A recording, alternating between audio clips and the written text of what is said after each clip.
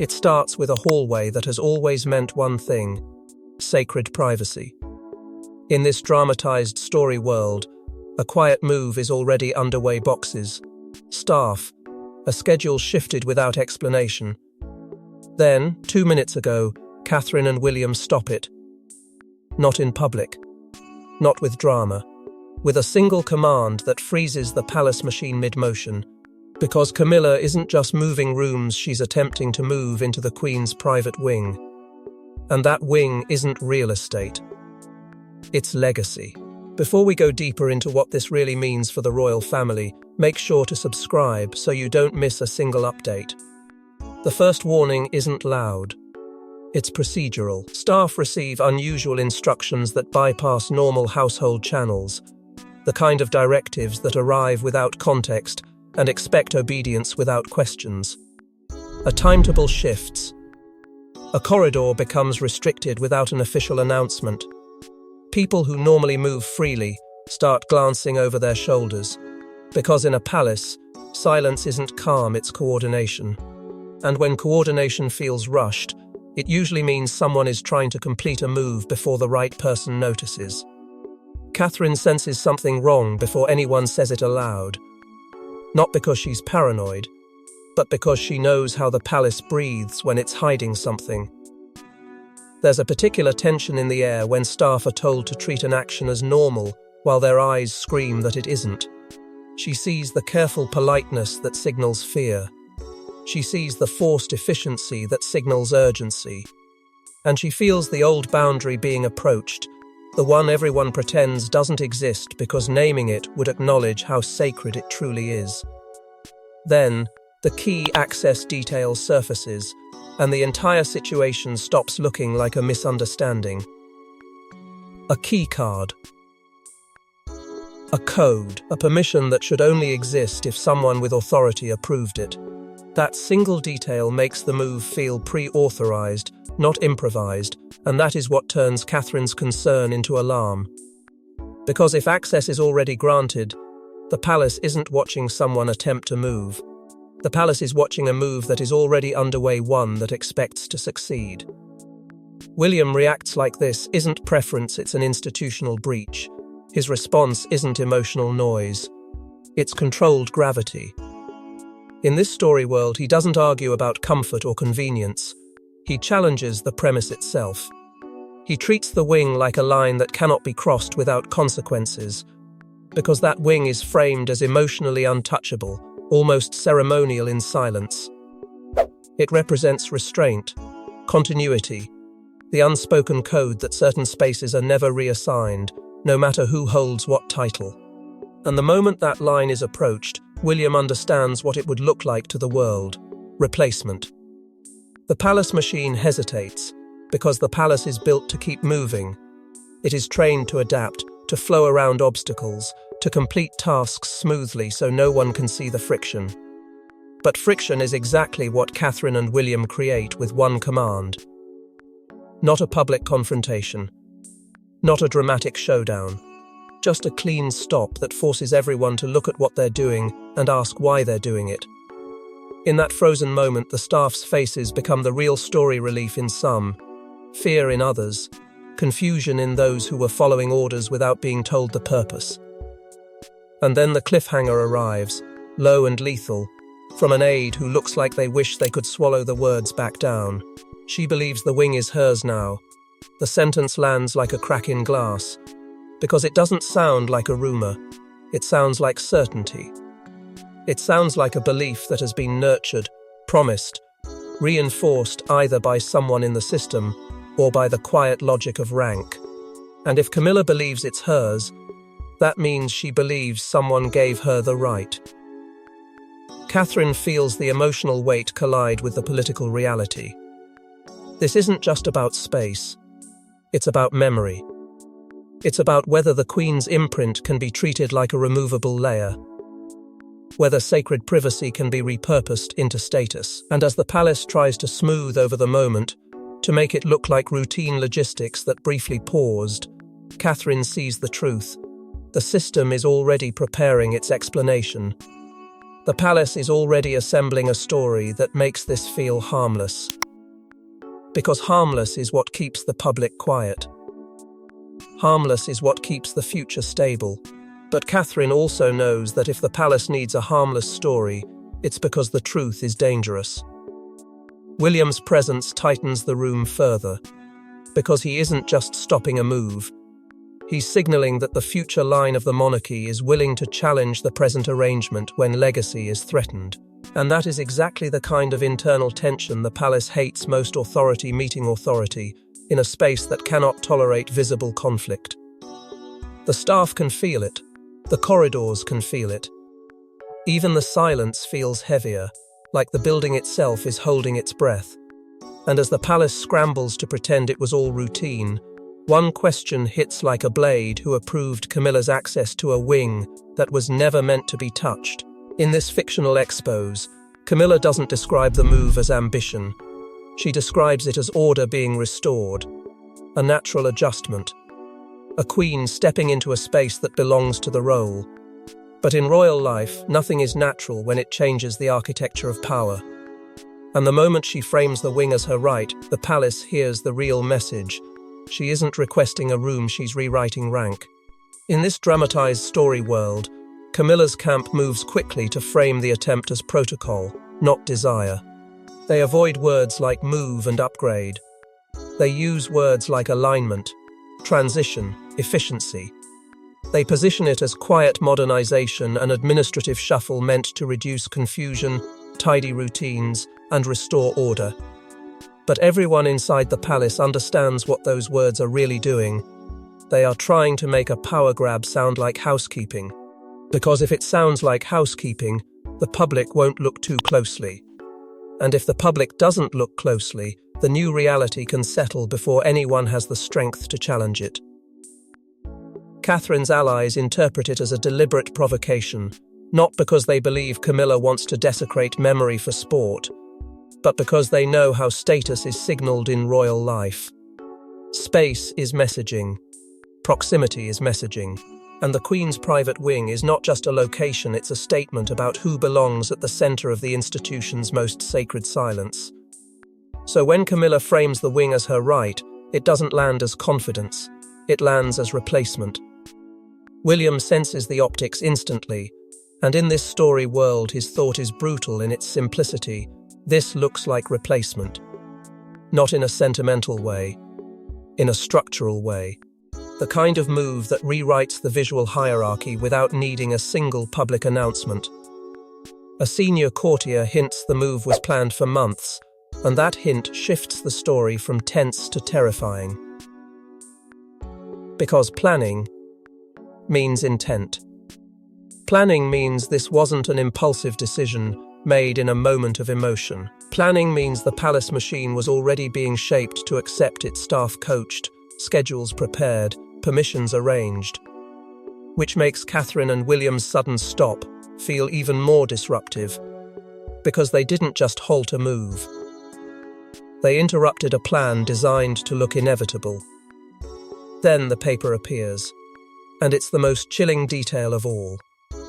A document exists titled Residential Reassignment.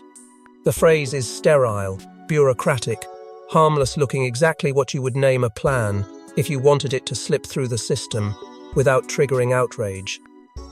But inside the palace, harmless titles don't fool anyone. Harmless titles are camouflage. In this dramatized scenario, the existence of that document confirms what the corridor already suggested.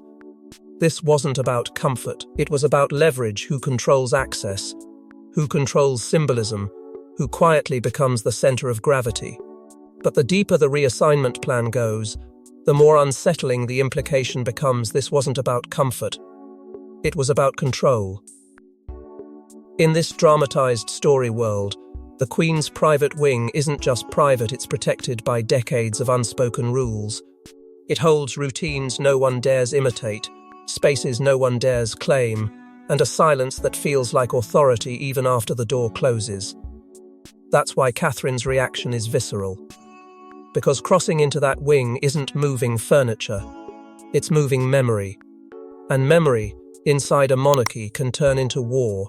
The wing symbolizes continuity, restraint, and what staff privately call the old standard, a standard built on boundaries, quiet discipline, and the idea that some things are sacred precisely because they are never explained. Staff treat it as an emotional and institutional boundary, the kind of boundary that doesn't need signs on the wall because everyone feels it in their bones. It's the place where the monarchy's most private rhythm once lived, untouched by ambition, untouched by noise. So when a move into that wing is even attempted, it reads like an invasion of identity. Catherine feels the move will look like erasing the Queen's imprint, not with vandalism but with substitution. A new routine layered over an old silence, a new claim where restraint once ruled. William fears the public reaction if the line is crossed, because public reaction would not be about floor plans or logistics. It would be about respect, legacy, and the uncomfortable question the palace hates most: who decides what belongs to whom now? Courtiers warn in hushed tones, this will divide the household. Because they know exactly how factions form, some will defend Camilla's role, others will defend the Queen's memory, and the rest will calculate where power is moving and follow it. Then the rumor spreads like a whisper that refuses to die. A sealed cabinet is inside the wing. Not a myth, but a persistent suggestion that something remains there, something private, something protected, something not meant to be repurposed or rehomed. In this story world, the rumor alone is enough to change motives, because if a sealed cabinet exists, it implies the wing isn't only symbolic. It may contain something tangible: documents, letters, keys, a private record that the wrong hands could interpret as leverage. And once the rumor of what's inside spreads, Catherine realizes the move may be about more than rooms, it may be about what Camilla wants access to. In this fictionalized retelling, Catherine and William don't confront Camilla with anger. They confront her with certainty. Quiet, controlled, unshakable. The kind of certainty that says, this ends now. Camilla argues in polished language: protocol, practicality, symbolism. But William's response is colder. This wing is not yours to claim. And Catherine's silence is even louder, because it feels like judgment. The corridor feels too narrow for the moment that's happening inside it. In this dramatized story world, William doesn't raise his voice. He doesn't need to. He asserts a boundary that shocks staff with one clipped instruction: stop the move. Not pause. Not review. Stop.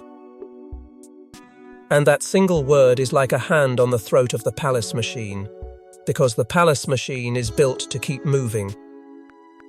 Boxes are mid-motion. Staff are mid-task. Schedules are mid-shift. And suddenly they're forced to acknowledge what they were doing without the comfort of pretending it was routine.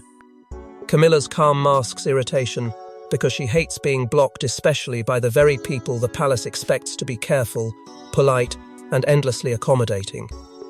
In this dramatized scenario, she stays composed, but her language becomes sharper in its elegance. She doesn't say she wants it. She says it makes sense. She doesn't say she's claiming it. She says it aligns with role and practicality. She leans on symbolism, because symbolism is the monarchy's native tongue. Yet William's response strips the symbolism down to a single brutal truth: this wing is not yours to claim. Not now. Not quietly. Not ever. Unless something fundamental changes. Catherine's emotional beat hits differently, because she says less and carries more. In this story world, grief meets resolve behind her eyes. She doesn't argue the details. She doesn't compete for the last word. She simply stands there as a living boundary, and that is what rattles people most. Her silence isn't weakness. It's judgment without performance. It's the kind of presence that makes others aware of the Queen's absence, and in a wing built on memory, absence is power. The household divides in real time. Some staff instinctively obey Camilla, because that's how palace hierarchy is trained, follow the Queen consort's orbit. Others obey William, because the future monarchy is its own gravitational force, and nobody wants to be on the wrong side of tomorrow. A senior aide tries to de-escalate, tries to soften the moment into miscommunication, tries to wrap the conflict in politeness so it can be carried out of the corridor like a sealed box. But the attempt fails because the problem isn't tone, the problem is ownership. Then the cliffhanger arrives, delivered in a sentence so carefully worded it can't be quoted as a threat, yet it lands like one. In this dramatized retelling, Camilla says something that sounds almost gentle, almost reasonable, and that is why it's chilling. It implies consequences without naming them. It implies that she can lose the wing and still win the palace. And William hears it instantly. Because in a royal war, the most dangerous threats are the ones spoken with a smile. And when Camilla makes it personal, William realizes the fight isn't about a wing anymore, it's about who commands the palace. In this dramatized expose, the real battle isn't in the corridor, it's in the paperwork. Because moves like this don't happen on whim, they happen through approvals, memos, access logs, and quiet signatures. William's team starts digging, expecting confusion. Instead, they find structure, a plan, a trail that suggests the move wasn't merely discussed, it was authorized. And that discovery turns the room cold. Access logs show unusual permissions were granted, and that single fact changes everything. Because unusual permissions mean someone altered the rules. Someone opened doors that were meant to stay closed. A memo implies the move was anticipated after a trigger event, which suggests the palace didn't react spontaneously. It waited. It prepared. It scheduled a moment when objections would be weaker, when resistance could be framed as disruption rather than defense. Staff testify that the instructions felt pre-cleared, the kind of instruction that arrives with an invisible stamp already on it. And that implies the most frightening thing: this plan didn't rely on Camilla's will alone, it relied on institutional cooperation. Then William's people find what turns suspicion into dread, a hidden clause, suggesting temporary authority could become permanent. Not loudly, not openly, but quietly, through time, through habit, through just for now becoming. This is how it's done. In this story world, that clause reads like a slow takeover disguised as practicality, and Catherine feels the deeper fear rising. If the paper trail leaks, it won't just redefine a wing, it will redefine her role as guardian, as rival, as obstacle. It will turn a private boundary into a public battlefield. And then the cliffhanger tightens the noose. One approval originates from an unexpected office, not the one everyone assumes, not the one the palace would publicly point to if asked. An unexpected office means unexpected power. It means someone with reach and authority wanted this move to happen badly enough to touch the machinery themselves. And once that office is named, the palace's biggest fear becomes real. Someone powerful wanted Camilla in that wing. In this story world, the most dangerous figure isn't Camilla or William, it's Charles caught between them. Because every choice he makes signals who truly holds influence. If he backs Camilla, he risks inflaming the future. If he backs William and Catherine, he humiliates his wife. And humiliation inside a palace never stays private. Charles hesitates not because he's weak, but because he knows one decision can fracture the monarchy from the inside. He isn't hesitating over furniture or floor plans. He's hesitating over meaning. The Queen's private wing is loaded with grief memory that clings to him like a shadow he can't step out of. In this dramatized retelling, the wing isn't a place he walks through casually. It's a place the palace learned to treat like sacred silence, and Charles feels that silence like pressure on his chest. He fears the optics because he can already hear the public interpretation forming. This will look like replacement. Not a logistical move, but an emotional rewrite. And once the world decides its replacement, no explanation will sound clean enough to undo it.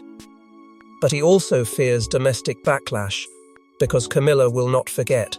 Not the humiliation of being blocked, not the implication that she must be kept out, not the way Catherine's quiet presence makes the refusal feel like moral judgment.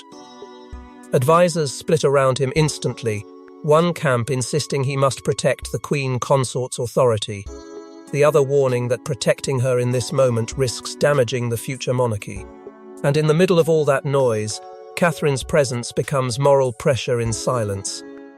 She doesn't lecture, she doesn't plead, she simply stands there as the embodiment of restraint, and Charles feels the message without words. Some lines are not crossed, because crossing them doesn't just change rooms, it changes history. Then the moment arrives that forces Charles's hand. In this story world, he's shown a detail that makes the entire situation feel engineered rather than accidental, something small, procedural, impossible to shrug off. A permission trail, a timing note, a trigger event reference that shouldn't exist unless someone planned for this exact moment. And Charles's hesitation turns into cold recognition, because he understands the move wasn't a spontaneous attempt at comfort or status. It was designed to land when he would be emotionally compromised, when resistance would look like hostility, when the palace could pressure him into letting it slide. And the moment Charles sees that detail, he understands something chilling. This move wasn't spontaneous. It was timed. It only takes one leak to turn palace logistics into national fury. In this dramatized storyline, the words Queen's private wing hit the public like a shockwave. Commentators don't debate floor plans, they debate respect. And suddenly, Catherine and William aren't just stopping a move, they're defending a symbol. Meanwhile, Camilla's camp frames the block as cruelty, and the palace realizes it's now fighting a two-front war. Inside and out, the media storm forces rushed messaging and awkward silences, the kind that make every official sentence sound guilty even when it's carefully neutral. Two narratives clash instantly, each one hungry for dominance. One frames Catherine and William as protectors of legacy, guardians of boundaries the monarchy must respect to survive. The other frames them as denying Camilla her role, humiliating the Queen Consort, waging a private war under the disguise of principle. And because these narratives are emotional, not technical, they spread faster than any clarification. Inside the palace, staff become sources and loyalty becomes transactional. People who were silent yesterday suddenly have insight today, because information becomes currency when power looks unstable. Catherine is framed as guardian or rival depending on which faction wants her elevated or diminished, and William is pressured to stand down for unity, because unity is the palace's favorite weapon, used not to heal conflict, but to silence it. The institution tries to build a clean front, but a clean front is impossible when the story itself is a symbol battle. Then the cliffhanger deepens the entire scandal. Leaked documents suggest this wasn't the first attempt. Not a first misunderstanding. Not a first discussion.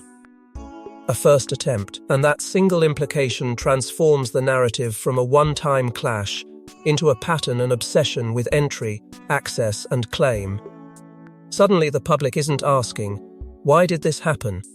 They're asking, how long has this been pushed? And the palace knows exactly what that question threatens. If the world believes there were previous attempts, it will assume there are future ones too. And once the public believes there were previous attempts, the scandal deepens, because it suggests obsession, not accident. In this dramatized thriller, Camilla doesn't lose, she adapts.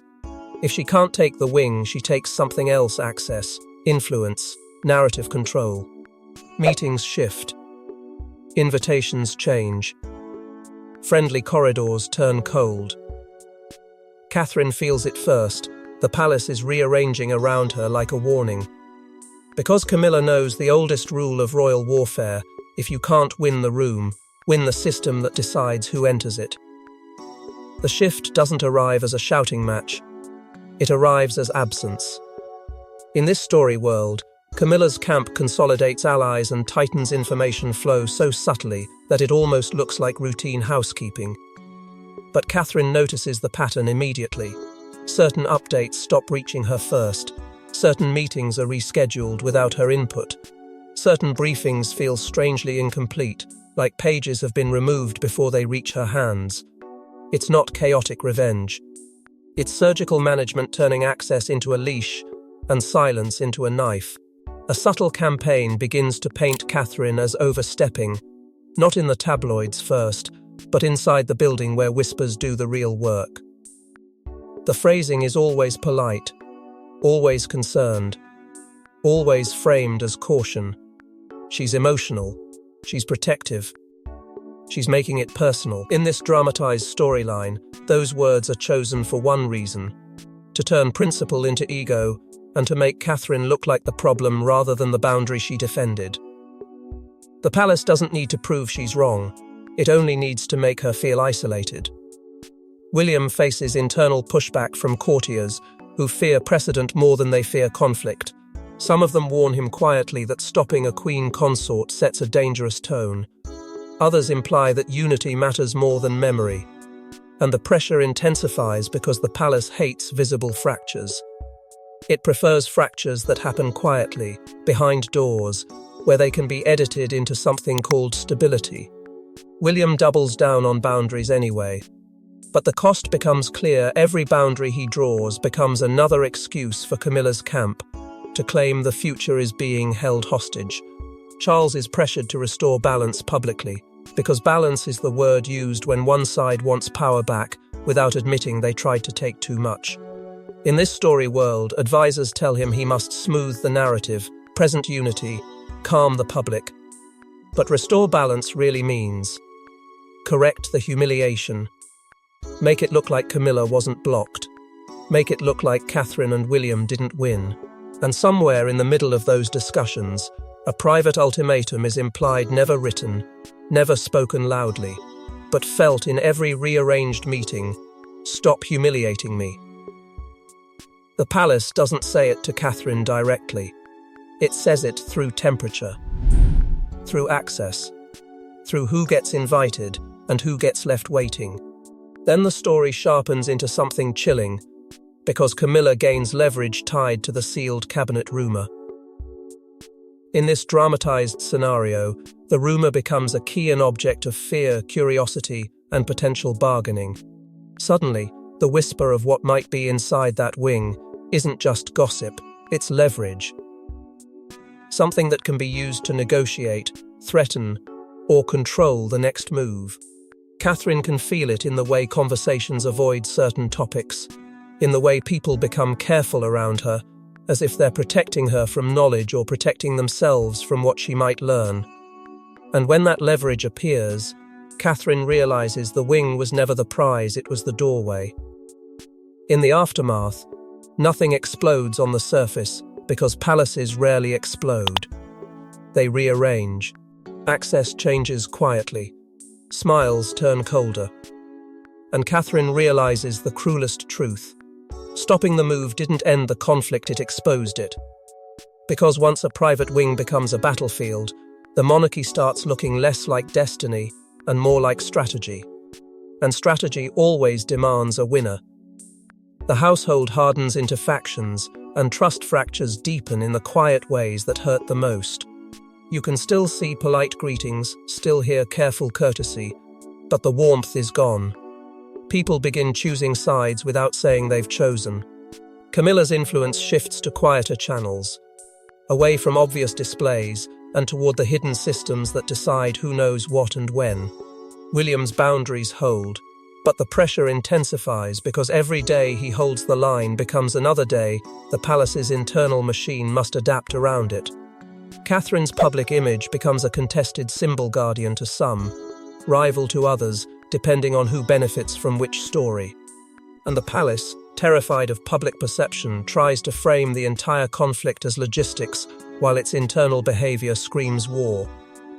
In this dramatized storyline, the most ominous tease arrives at the edge of the narrative. A second sealed item is rumored elsewhere. Not necessarily in that wing, not necessarily in that cabinet. Somewhere deeper, somewhere quieter. Another object of legacy. Another potential key.